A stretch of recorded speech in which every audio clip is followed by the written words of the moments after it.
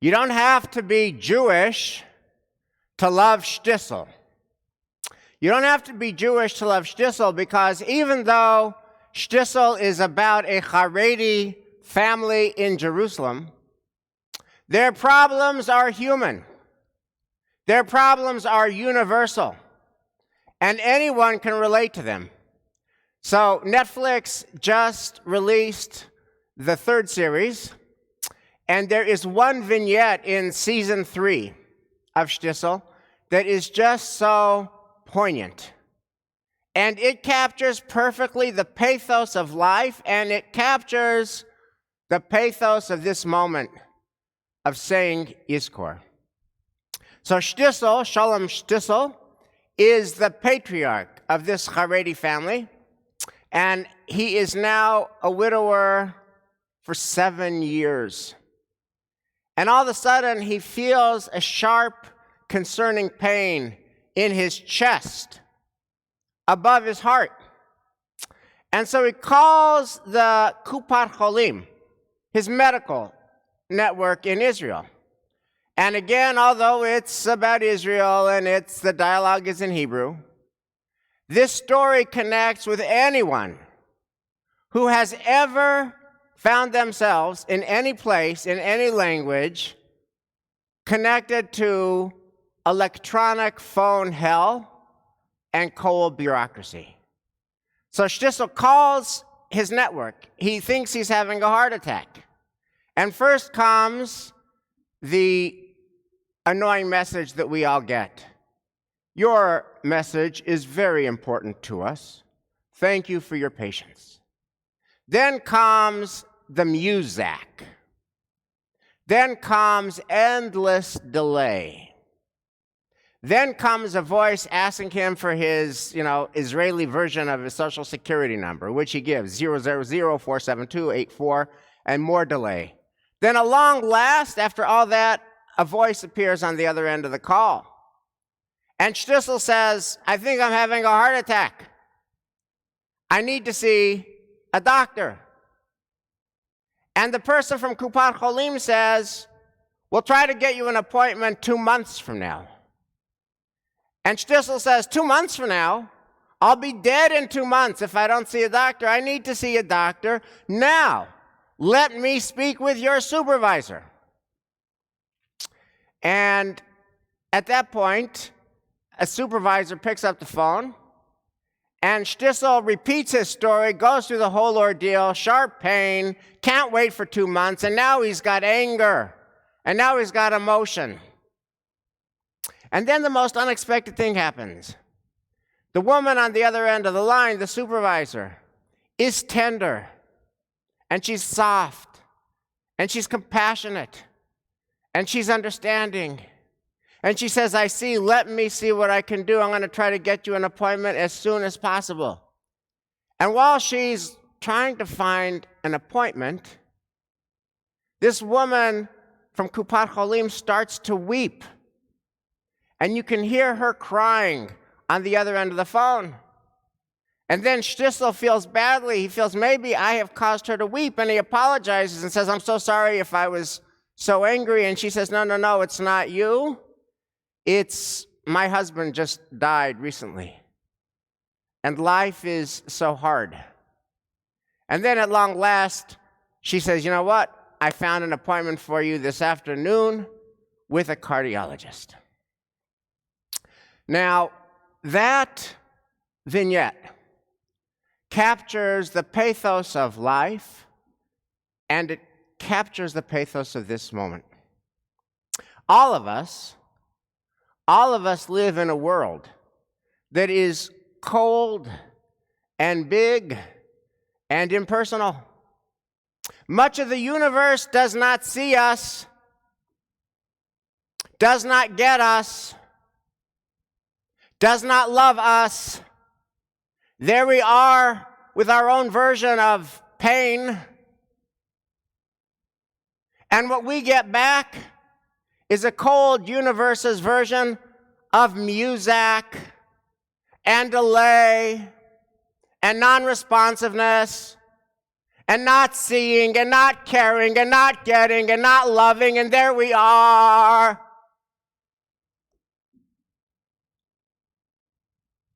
And that's where Shtisel was. His wife saw him and got him and loved him. But his wife was now gone, and he was inhabiting this very cold universe. And it was a measure of his desperation that the best that he could hope for in terms of love and warmth and connection was a person on the other end of the Kupat Cholim that he had never before met. Now, all of us inhabit that universe. If we're lucky, if we're blessed, then there will be a few people, who really get us, who really see us, who really love us. If we're lucky, how many is this? Well, our mother, our father, our grandparents, our siblings. If we're lucky to get married, our spouse. If we're blessed to have children and grandchildren, our descendants, and maybe a friend or two who walks with us through the years. But how many is that? It's not many. And the pathos of Yizkor is that today we say the names of the people who saw us, who got us, who loved us, and who are here no more, thus making this cold universe colder. And part of the pathos of this day is that the love that we recall today cannot be replaced. When our parents die, there's no replacing that. Nobody loves you like your mother. Nobody loves you like your father. Nobody loves you like your parent, and nobody ever will. When your parent dies, that level of love, gone. And when we lose a sibling, Lord, that is just such an infinite loss. Siblings go way back with you. Other than your own parents, nobody knows you for as long as your brother or your sister. Your siblings go way back to the beginning of your story. Your lives and their lives and your childhood and their childhood are intertwined. There's just no replacing that kind of continuity and connection.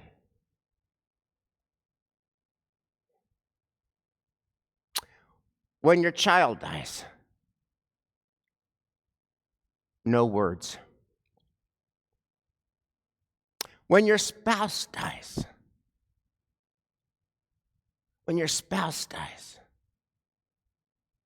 this is the person who most gets you, who most loves you, who most sees you, who most cares about you.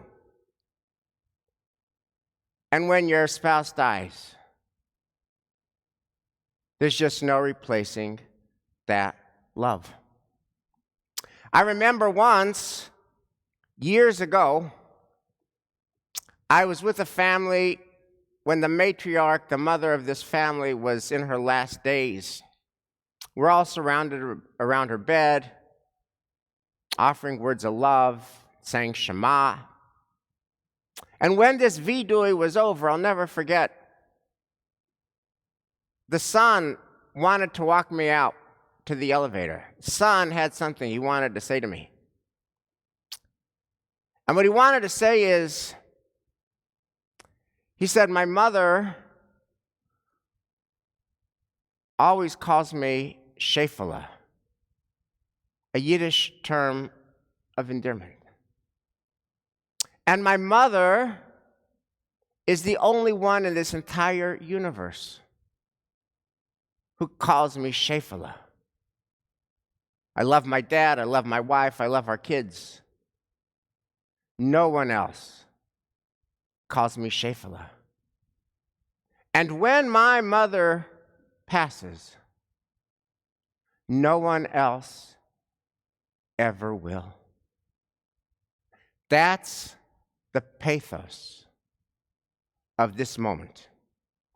That's the pathos of Yizkor.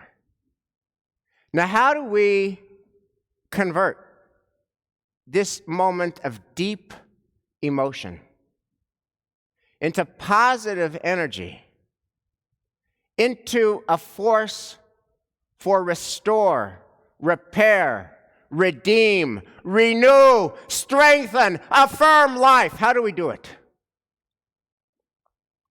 And that's where the language that we're about to say of the Yizkor prayer works its magic. First, we say the names. We say the names of the people who saw us, who got us, who loved us, who are no more. And then we say something that's just so powerful. We say, Hineni. We say, Hineni. Hineni nodev tzedakah ba'at haskaras nishmato. Hineni, I am going to give energy, give resources, give love to perpetuate the ideals of the people that I'm remembering today. Hineni means I am here. Hineni is the language of response. Hineni is the language of presence. Hineni is what Abraham said to God when God called Abraham. Abraham said, Hineni. And that's what we say now, despite the loss that has no answer. We say, Hineni, I am here. I'm not giving up on life. We say, Hineni, I am here. I'm not spending my day in bed with the cover over my head. We say, Hineni, I am here. I am not living in the past. I love the past, but I'm living in the present. We say, Hineni, I am focused on what I have left, not on what I have lost. Hineni, here I am, because I have a superpower. And my superpower is to take all those people I'm remembering now, their highest and finest ideals, and they're gone, but Hineni, I'm here. I'm not gone, I'm here. And I'm going to live out those ideals in this world. Hineni. Yizkor will not let us end in lament. Yizkor insists that we move from lament to resolve. And that is what happens in Shtisel too. So Shtisel goes to see the doctor. The doctor treats him. Shtisel gets back home, and he discovers that the real problem with his heart is not a medical malady. The real problem with his heart is the loneliness malady. And there is this scene at the end of the day. He's on his mirpeset, his outdoor balcony, and he's calling the number of his Kupat Cholim. He's calling his medical network to try to find that soft, loving voice of the supervisor And of course, he keeps calling, and every person he gets on the other end of the line is not her, and he keeps hanging up and trying again. To find that person who really gets you is rare. But the story doesn't end there, just like Yizkor doesn't end there. Shtisel is going to channel his pain into something helpful, because his grown son Akiva, whom he calls Kive, is also a widower. His wife died very young, and we never know from what. And Shtisel sits down with Kive and says to him, Kive, you have to find love again. You have to find love while you still can. That's the Yizkor move. We don't let our pain go to waste. And we don't let our pathos go to waste. We turn our pain into insight.